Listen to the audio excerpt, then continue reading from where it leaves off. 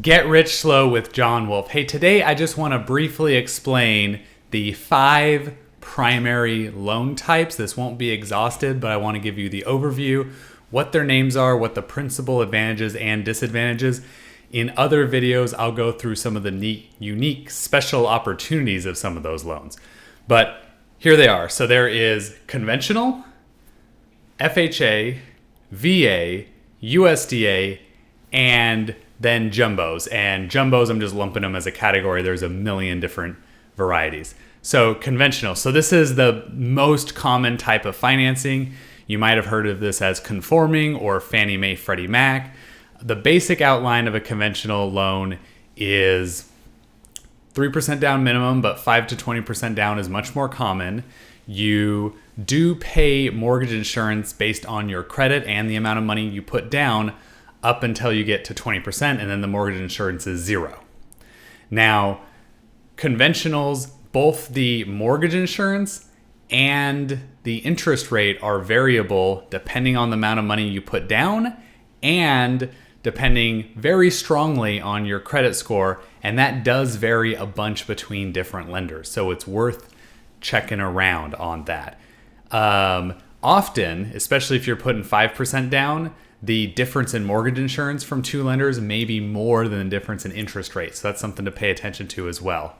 The next loan type I wanted to explain to you is FHA. And FHA, in a lot of ways, is intended to help people get a foot in the door to home ownership in the city. And the reason I say in the city, it's not required to be in a city, but it's just in contrast to USDA. So the major outline for FHA is that the credit score requirements is much lower. The interest rate is much less determined by the credit score.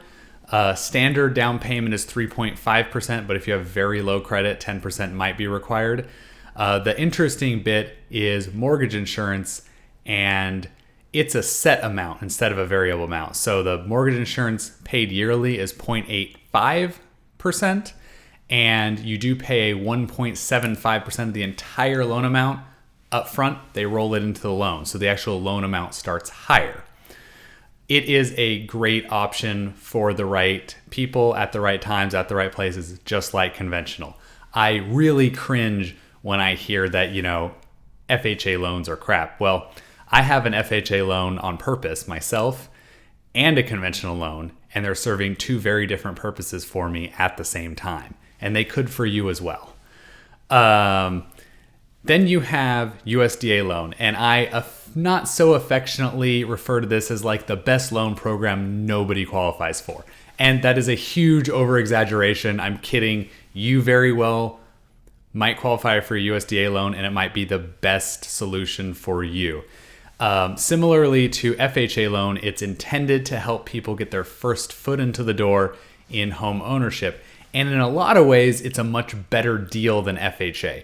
Do you remember how I told you that the FHA loan had 0.85 yearly and 1.75 monthly mortgage insurance, and you had to put a 3.5% down payment? Well, listen to these USDA numbers. So USDA, it's 0 down.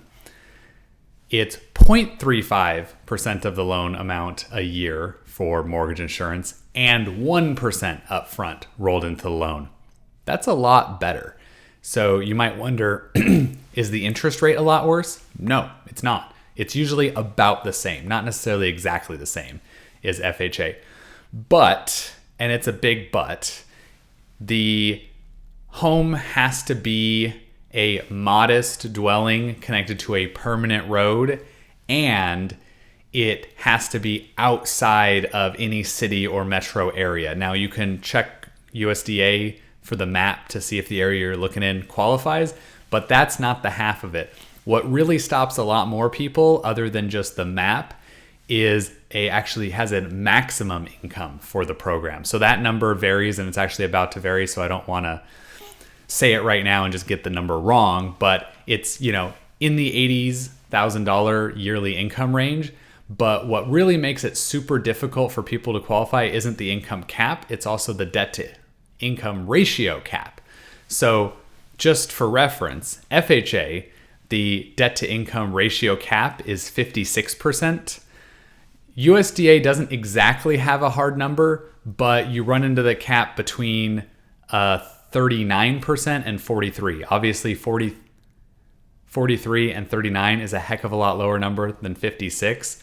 On a practical level, the same people looking at houses, theoretically, your maximum pre-approval for an FHA home may be $300,000, while your maximum pre-approval on the USDA program, there's a decent chance it could only be $200,000.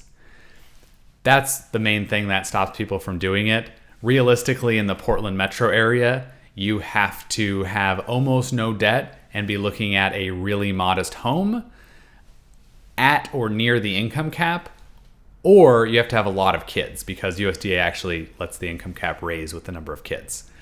Let's talk about VA really briefly. And if VA had an emotion or an avatar, it should really be like an Old Testament God. What I tell people, and this just bears out more and more truthfully over time as I work with it, USDA, VA, it's a fantastic program. Lots of rules, absolutely no mercy. And it's kind of interesting too, if you have good credit or an easily defined income and, basically traits that would make it so you could probably do a conventional loan, it's going to be super easy. Like you just feel blessed, and you are blessed, and you get a great low interest rate and put no money down, and you pay no mortgage insurance yearly or monthly. But if you're not a disabled veteran, you do pay 2.3% upfront. And again, it's sort of like, to me, it's like an Old Testament God too, because the USDA program has a ton of forgiveness. You can do VA with a very low credit score and get a very good interest rate at the same time. But you can fall into these boxes where like weird rules suddenly make you not qualify. And that's why it's super important that you actually work with a local lender who's very familiar with doing VA. Just so you guys have an idea, just this month, I'm doing 3 of what I call save-a deals, where another lender was working on a client file. They were in contract and they failed to close on time, and then they said they couldn't close. And then they called me. One of them's already closed, the other one's about to close, the other one will easily close. It just hasn't happened yet. And I love getting business for that, but it would be super nice and everybody would be happier if you just start with me. And then the last loan type I just wanted to talk to you about super briefly is what's called jumbo loans. Now this doesn't have a set rule, and a bunch of different banks or credit unions and investors have made their own rules, but just I want to give you some generalities. Now there are some 10% down options around right now, but most of them are 20% down, and the way that they're underwritten is very similar to the way that conventional loans used to be. They want a really solid 2-year job history, good credit's pretty well required, like 700 plus.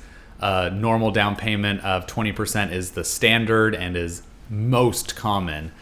Some of the good news is the interest rates are pretty comparable to conventional right now, which is phenomenal.